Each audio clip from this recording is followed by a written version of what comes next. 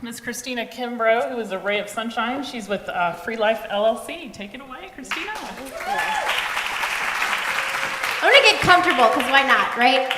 Because my story has to do with being comfortable. So 10 years ago, I hospitalized myself for wanting to unalive myself because of depression and anxiety. And when I was in the psych ward, nobody came to visit me. And I remember thinking, if I had a car accident or a heart attack or something physical, I would have balloons and cards and flowers and people visiting me. But I didn't have that. And I hospitalized myself yet again, about a couple years later. And when I got out, I was met with silence. People didn't want to talk about mental health. It was scary to talk about being in a psych ward. And so I silenced myself. I lied. I said, I don't remember the lies I came up with why I was in the hospital, which led me to addiction. I'm happy to say that I'm 4 years sober from an addiction to alcohol.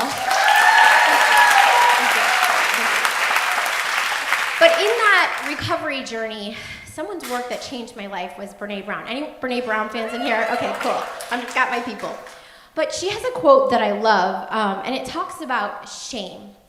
Her work on shame and vulnerability changed my life. And this quote goes something like this, but it's like, there's a petri dish, and there's 3 things that shame needs to survive, and that's secrecy, silence, and judgment.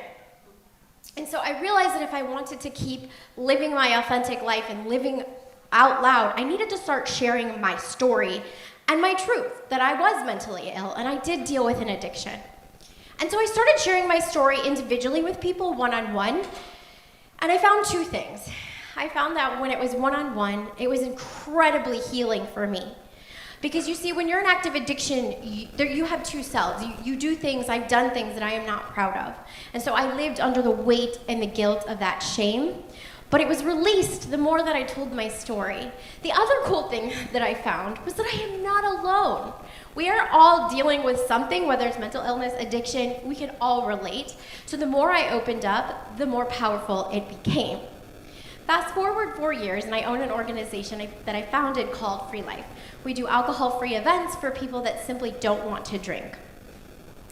And one of our most popular events that's been healing is sober storytelling. So people get up in various stages of recovery and share how they overcame their addictions. We do have one March 21st at Assembly on Granby. The flyers in your takeout bags, but I'd love to see y'all there, and thank you so much for letting me share my story.